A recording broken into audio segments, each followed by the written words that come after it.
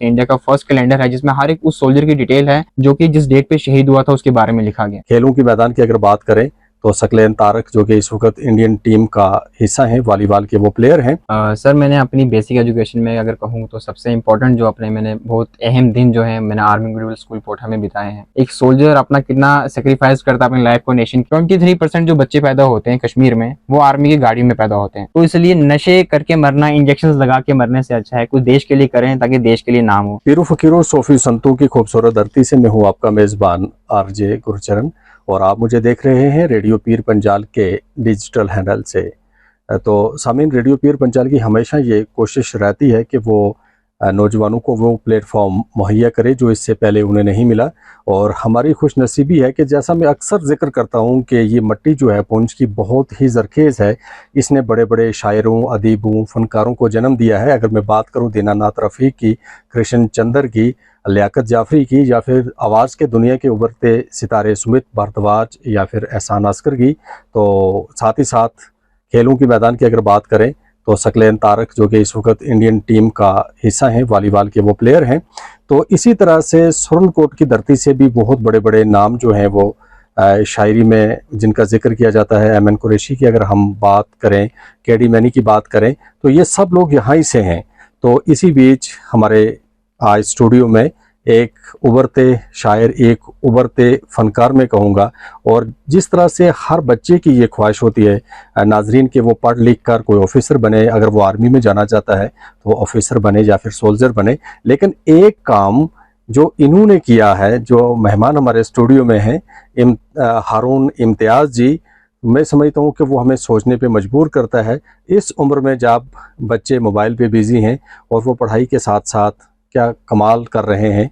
और सबसे पहले तो इम्तियाज़ जी, आपने अपना कीमती वक्त निकाला, आप रेडियो पीर पंजाल के स्टूडियो में तशरीफ़ लाए, इसके लिए आपका बहुत बहुत शुक्रिया। Thank you sir. तो इम्तियाज़ जी, हम आपसे ये जानना चाहेंगे कि आपकी बेसिक एजुकेशन कहाँ से हुई? सबसे पहले तो सभी को जय हिंद। सर मैंने अपनी बेसिक एजुकेशन में अगर कहूँ तो सबसे इम्पोर्टेंट जो अपने मैंने बहुत अहम दिन जो है मैंने आर्मी मिडिल स्कूल कोटा में बिताए हैं। मैं क्लास 6 में आर्मी मिडिल स्कूल कोटा में आया था एक सोच के साथ कि आगे जाके मैं एक IAS ऑफिसर बनूंगा, बिकॉज आर्मी के बारे में पता नहीं था, नॉलेज नहीं थी। तो बचपन से यही सपना था कि IAS ऑफिसर बनूंगा। तो जब भी मैं अपनी स्कूल बस पे आया करता था तो हमारा रोजाना आर्मी कैंप से आना होता था, रोजाना हमारे स्कूल में आर्मी ऑफिसर्स की विजिट होती थी। तो जिससे माइंड कहीं कहीं डाइवर्ट हो जाता था कि भाई हम ये छोड़ के ये क्यों ना बने, आर्मी ऑफिसर क्यों ना बने। तो फिर एक बार 2018 में हमारे स्कूल में GOC सर की विजिट हुई, जिससे मैं बहुत ही ज़्यादा मोटिवेट हुआ उनकी पर्सनैलिटी से, उनके डिसिप्लिन से, उनके बात करने के तरीके से। और उस दिन मैंने ये चीज़ बात ठान ली कि भाई इन फ्यूचर में अगर मैं कुछ भी बनूंगा तो एक आर्मी ऑफिसर ही बनूंगा। इसके साथ मैंने NCC ज्वाइन की। मेरे सर हैं रोमल सर, जिन्होंने मुझे बहुत ज़्यादा मोटिवेट किया NCC में, बहुत सारी अपॉर्चुनिटीज़ दी, काफ़ी कुछ मतलब सीखने को मिला NCC में, एक डिसिप्लिन सीखने को मिला जो कि एक स्टूडेंट की लाइफ में बहुत ही ज़्यादा ज़रूरी होता है। और आर्मी स्कूल में मेरे को एक डिसिप्लिन, टाइम की वैल्यू क्या होती है वो रियलिटी में पता चला। एक सोल्जर अपना कितना सेक्रीफाइस करता है अपनी लाइफ को नेशन के लिए और क्या कुछ करता है नेशन के लिए, वो सब कुछ सीखने को मिला मेरे को यहाँ पे आर्मी मिडिल स्कूल कोटा में। ऐसी ऐसी चीज़ें सीखने को मिली जो मतलब जिनसे हम नावाकफ हैं। एक प्राइवेट स्कूल का बच्चा, एक गवर्नमेंट स्कूल का बच्चा वो चीज़ें कभी वो चीज़ें देख नहीं पाता, वो चीज़ें जज नहीं कर पाता जो कि हमने आर्मी मिडिल स्कूल कोटा में की है। तो इम्तियाज़ जी, अब लौटते हैं आपके काम की जानिब। तो आपने NCC को ज्वाइन किया, उसके बाद आपने जो है वो लिखना शुरू किया और आर्मी को लेकर आपने बहुत लिखा है। आप 2 बुक्स पे काम कर रहे हैं और इस वक्त जो कैलेंडर मेरे हाथ में है, India's first remember over brave heart calendar 2023, तो इसके बारे में ज़रा बताइएगा कि ये आइडिया आपको कैसे आया कि आपने इस पे काम किया और कब आपने शुरू किया और कब आपने इसको ख़त्म किया? देखिए सर, मैं अगर बताऊं तो मैं sir general Bipin Rawat sir का मैं बहुत बड़ा फ़ैन रहा हूं। उनकी एक लाइन थी, वो हमेशा कहते थे कि मेरे पास रोज़ाना यूथ जो मतलब बच्चे हैं उनके मैसेजेस आते हैं, लेटर्स, ईमेल्स आते हैं। वो कहते हैं कि सर हमें भारतीय सेना में जॉब दे दी जाए। तो मैं उन बच्चों से इतना कहना चाहता हूँ कि भारतीय सेना कोई जॉब का विषय नहीं है, ये एक सर्विस है जो हर एक यूथ अपनी मोहब्बत से अपने नेशन को देता है। तो मैंने उनकी ये लाइन हमेशा याद रखी। इसी बीच में जब मैं देहरादून में था तो वहाँ पे कुछ मेरे दोस्तों में झगड़ा हुआ, जिनमें से एक ने कहा कि भाई मेरे यहाँ से ज़्यादा सोल्जर्स आते हैं, ज़्यादा जवान आते हैं। एक ने कहा हमारे यहाँ से ज़्यादा लोग जो हैं शहीद होते हैं नेशन के लिए।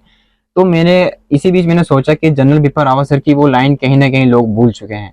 इसी बीच मैंने ठाना कि मैं एक ऐसा कैलेंडर बनाऊंगा बिकॉज कैलेंडर जो है वो हर एक घर में होता है, हर एक इंसान जो है कुछ पढ़े ना पढ़े, कुछ देखा ना देखे, वो डेट ज़रूर देखता है। तो मैंने कहा यार हर रोज़ एक सोल्जर शहीद होता है लेकिन लोगों को उसके बारे में नॉलेज नहीं होती है। तो मैंने अब बहुत मेहनत की, मेहनत करने के बाद मैंने एक कैलेंडर बनाया जिसके बीच में हर एक डेट पे कौन सी डेट पे कौन सा सोल्जर जवान शहीद हुआ था उसके बारे में मैंने मेंशन किया।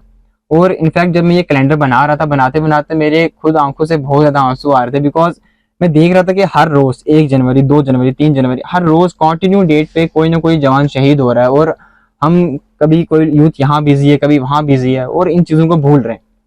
इसी बीच में मेरा मोटिवेशन रोमल सर ने बहुत ज़्यादा बिल्डअप किया। मेरे जब भी 14 फरवरी आता है, बहुत सारे लोग कहीं जाते हैं, वैलेंटाइंस डे सेलिब्रेट करते हैं, बट रोमल सर की तरफ से मुझे बहुत ज़्यादा मोटिवेशन मिला।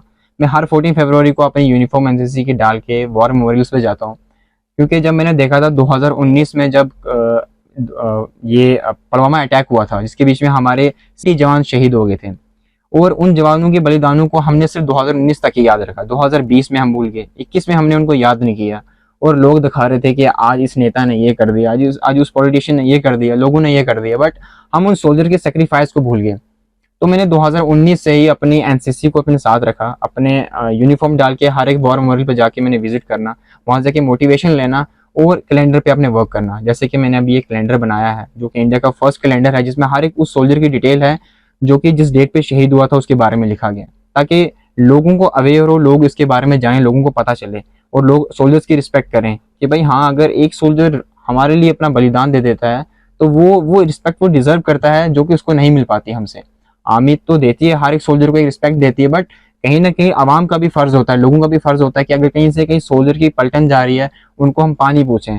लोग वो नहीं करते, बट मैं यही इसी सोच को चेंज करने के चक्कर में, इसी सोच को चेंज करते हुए मैंने इस कैलेंडर को डिज़ाइन किया था। तो नाजरीन, जैसा कि हारून जी ने बताया कि ये कैलेंडर उन्होंने किससे मुतासर होकर कैसे ये तैयार किया, और उसके साथ साथ हारून जी 2 बुक्स पे काम भी कर रहे हैं। तो हारून भाई, हम आपसे ये जानना चाहेंगे बुक्स का नाम और किस चीज को मद्देनजर रख के उन बुक्स पे आप काम कर रहे हैं। देखिए सर, ये मुझे सभी मोटिवेशन एक ही जगह से आया। जब मैं कैलेंडर पे वर्क कर रहा था तो मैं बहुत कंफ्यूज हो गया था। तब मैंने ठान लिया कि भाई मैं कुछ ना कुछ करूंगा इसको लेके, मैं छोड़ूंगा नहीं, बिकॉज अगर एक सोल्जर अपनी आखिरी सांस तक देश को नहीं छोड़ता तो हम कैसे छोड़ दें। तो इसी बीच में पीआरओ डिफेंस जम्मू सर से जाके मिला। उन्होंने इसकी सबसे पहले तो उन्होंने मेरी बहुत तारीफ की इस प्रोजेक्ट को लेके। उन्होंने मेरे को एक आर्मी कैंप में भिजवाया, वहाँ पे मेरे को एक सर से मिलवाया, और जब मैं उन सर से मिला तो उन सर ने मुझे एक मौका दिया। उन्होंने कहा ये आपका प्रोजेक्ट बहुत अच्छा है, हम इससे भी बड़ा कुछ कर सकते हैं। उन्होंने मुझे एक प्रोजेक्ट दिया कि आप एक बुक लिखो, इसमें सभी गैलेंट्री अवार्डीज के नाम हो, और इस बुक का मैंने नाम रखा था ग्लैंड्स ऑफ इंडिया, जिसमें के सभी गैलेंट्री अवार्डीज के नाम थे, वो सोल्जर कैसे शहीद हुए थे, कहाँ शहीद हुए थे। और सर इस बीच मैंने सबसे मतलब अब बता नहीं सकता आपको मैं वर्ड्स में कि 98% सोल्जर्स का जब मैं नाम लिखने बैठ रहा हूँ, परमवीर चक्र लिख रहा हूँ, महावीर लिख रहा हूँ, वीर लिख रहा हूँ, शौर्य कीर्ति लिख रहा हूँ, हर एक सोल्जर जो है 100 में से 99 सोल्जर जो हैं उनका नाम क्या गया यही आता है, this soldier martyred in Jammu and Kashmir.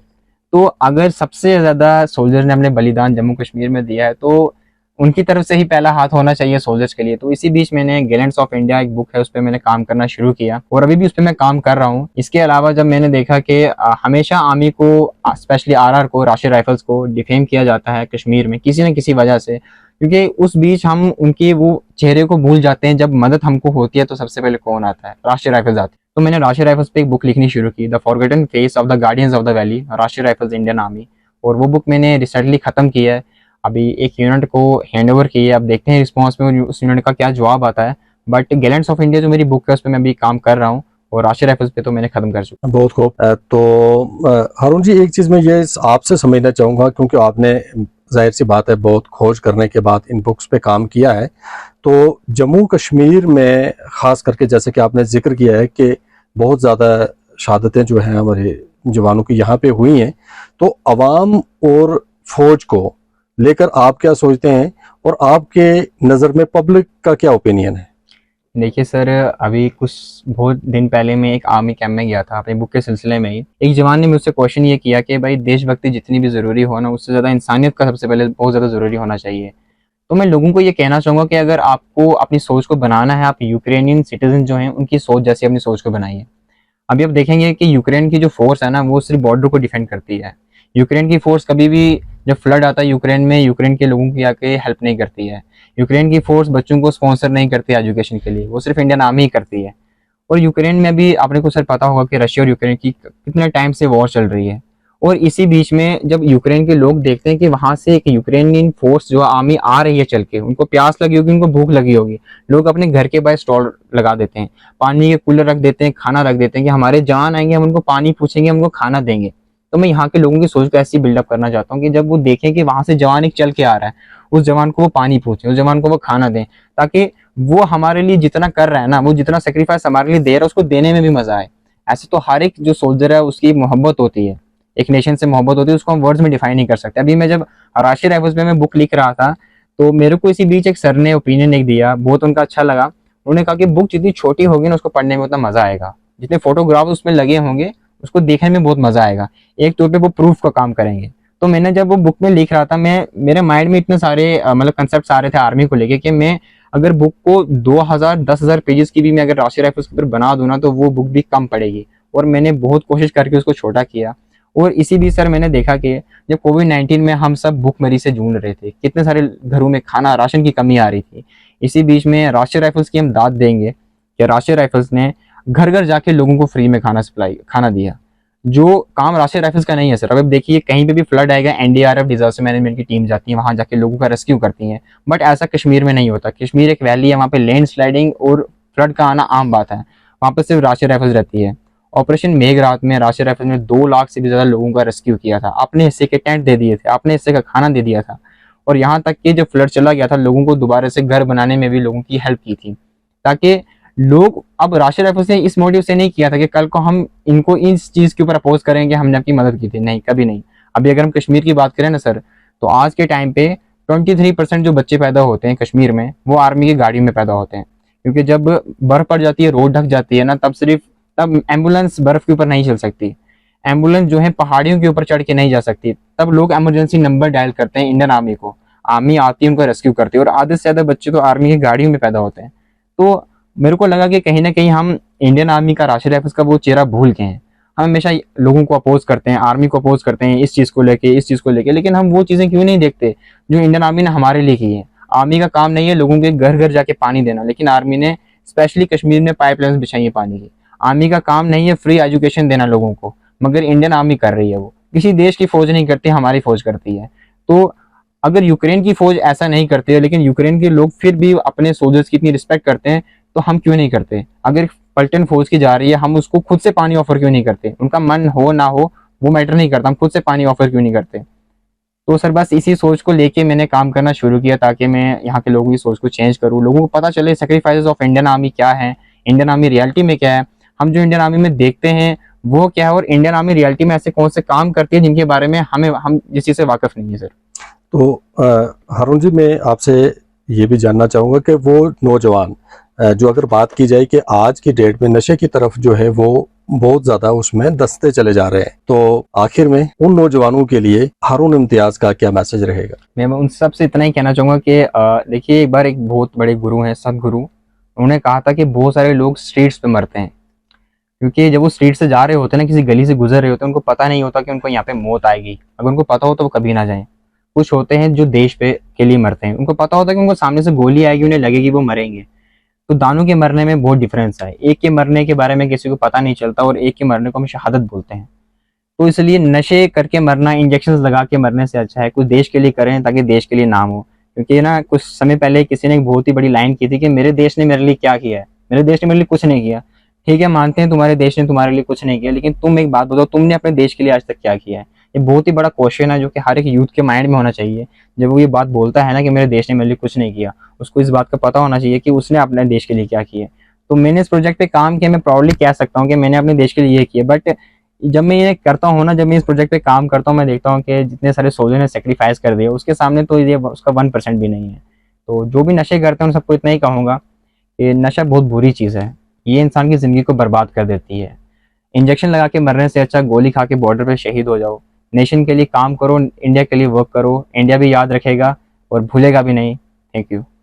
तो नाज़रीन, ये थे हमारे आज के मेहमान हारून इम्तियाज़ जी, और हम इनकी सोच को जो है वो सल्यूट करते हैं। सरफरोशी की तमन्ना अब हमारे दिल में है, देखना है जोर कितना, बाजुए कातिल में है। तो ऐसे नौजवानों को हम सल्यूट करते हैं और उम्मीद करते हैं कि हमारे जो लिसनर्स हैं, जो हमें डिजिटल पेज पे देखने वाले नौजवान हैं, वो भी हारून की तरह ही नक्शे कदम पे चलने की कोशिश करेंगे। हारून जी, आपने बहुत कीमती वक्त हमसे जी सर। शेयर किया। आपका स्टूडियो में आने के लिए बहुत बहुत शुक्रिया। Thank you very much sir.